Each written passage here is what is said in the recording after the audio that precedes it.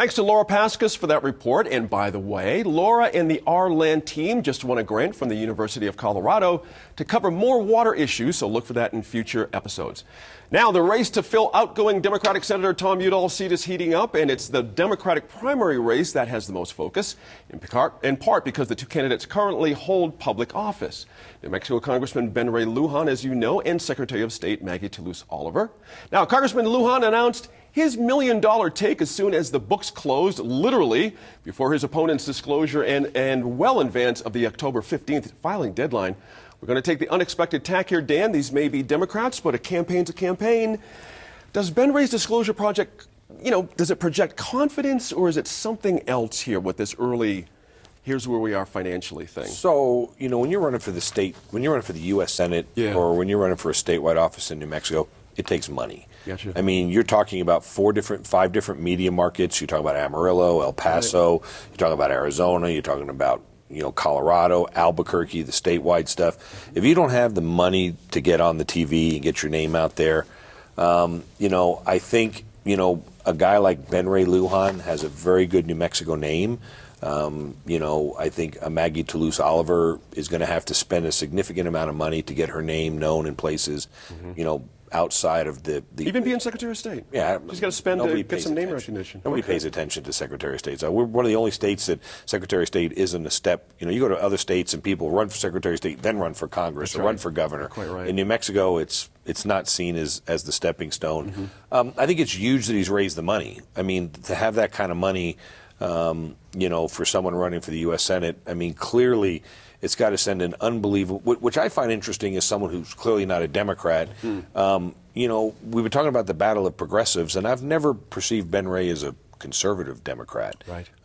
He may not be as liberal as what the progressives want, but I don't think anybody would refer to him and say, well, he's a fairly conservative Democrat. So I think it's interesting to see this battle, when you see Eric Griego's comments about, an insider versus someone who's more of a progressive. I mean, I just wonder at what cost the progressives are going to inflict upon themselves going into legislative races and other races going forward. Let me turn that to Andy real quick. That's an interesting thought there, that progressive thing. Let's take one example. I think they're both sort of on the same side about impeachment of this president, so there's not necessarily a difference there. Do you know what I mean? In New Mexico terms, how much is progressive a handicap or a help on these things for statewide race? Well, I think the impeachment thing, I think now they're both sort of there. But for a while, Representative Lujan sort of held back and was a little bit more strategic about it. And maybe that is because he's an insider. I'm not really sure what the reasoning was, but they both have advantages. Sure. So Secretary of State Toulouse Oliver gets to say, this is what I would do when I was in the Senate. And look at what he's doing now in the House. And he kept saying, just trust me, let's hold off on this. So, I mean, it's hard to say who's going to be more progressive and representative of the state. Obviously, there's a downside when you're in the office before and running, or not in the office, but in a federal office, running for another federal office. That's right. You have something to compare it to. That's a good point. I know part of the cred, I think Bernie sort of kicked this off, is the small donations, but lots of them. Right. And Ben's making that point here, too, where he's got, where did it go here? $20.29 is the average, and that 98.25 of the contributions were $100 or less. Is that necessarily a cred thing for progressiveness and all that kind of thing? Is that the case he's trying to make here? It's not just the million total? Yes, I think it's important for anybody running for office nowadays because it shows that you're not beholden to special interests. Gotcha. And I think another point in his fundraising is that it was from all 33 counties of New Mexico. Yes, he did. Because one of the points is that he's a 3rd congressional district guy, obviously. He's from Nambe. So he is more in the northern part of the state, and the population centers in Albuquerque, which is, Maggie Toulouse Oliver's home. So you have to think about, I want everyone to know me.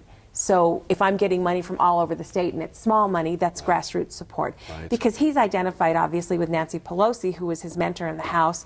I mean, he was in line to become Speaker of the House. That's right. I don't even think that in New Mexico we get how high he flew. That's right. He was among the people who helped the House become Democratic again. That's right. He was in charge of those races. Yes, Sorry, he was in charge of those races.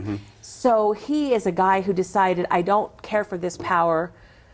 whether it was because the House is getting more progressive too, and he thought that would be a handicap, or whether he just got tired of raising money every 2 years. Right. And he chose to go to the Senate.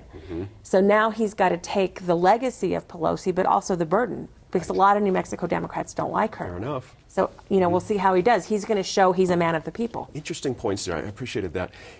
I'm back to this $1 million thing and how early he announced it and all that. What's the next move for Maggie Toulouse-Oliver? Because if she shows in the deadline on the 15th, does she have to get close? Does she have to be half there? What's the number for her? Well, that says she's this competitive? is a little bit of Schrodinger's cat, right? Because the deadline has passed for closing the books essentially on that fundraising cycle. So she has what she has. Right. And so it's a matter of what messaging is going to come out around that number, when she releases, et cetera. I think for Ben Ray Lujan, putting that dollar amount out there right at that first deadline, really, with that $1 million amount being really sort of record-setting for an off-cycle election. I just think it's a very, very powerful play that he just made with that money. And probably anything that Maggie comes with is going to look diminished next to it. Right. So that, that is, I think, is going to be a challenge in her messaging. Interesting point there. Dan, we sat here on the table a couple of weeks ago when the president was here, feeling that he can pick up this state.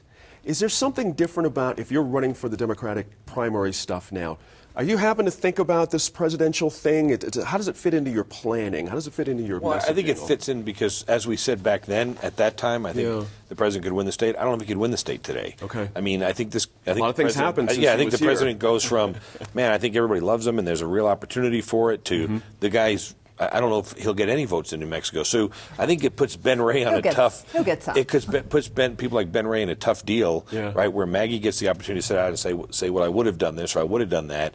He still has to balance what he's telling people he's going to do as a U.S. Senator with what he's actually having to do as a congressman. But I think it's also clear that having run all those national races and raised all that national money, it'd be interesting to see if someone breaks this down and looks at the contributions, because of the way things are worded now. It's people rarely get big donations from, like, on our side, from the NRA. The NRA encourages its members to give you money, so that you could go out and say, oh, I raised $1 million at $10 increments, but it came from 200,000 people across the country. And I know who my bundlers are. Right. So, clearly, Congressman Lujan has the luxury of having that, having run those races. There's probably not a money tree that he hasn't touched, which Maggie's going to be limited to. I mean, I can't imagine. There's always so much Democratic I money can't out imagine there. going out of the state and saying, hey, listen, Gene, I am a state Secretary of State in New Mexico, and I'm running against that guy over there who's the number 2 in the House in Congress and ran all the races. You should give to me instead of to him. Gotcha. It ain't going to happen. That's a tough one. Real quick before we get out of here, on the Republican side, picking up on that theme about the president thinking he can do something here. Well, the 2 leading candidates for the Republican side of the Senate ticket both lost the last cycle. It's a question of fait accompli. I mean, what's going on here? Should folks just start giving this thing to Ben Ray Lujan? People don't want to do that, certainly. There's sort of a narrative from Republicans or anybody not on the left that's saying they're waiting for that pendulum to swing back the other direction. Right. I think 2016 was, and even 18 were not great years for the 2 people you're talking about.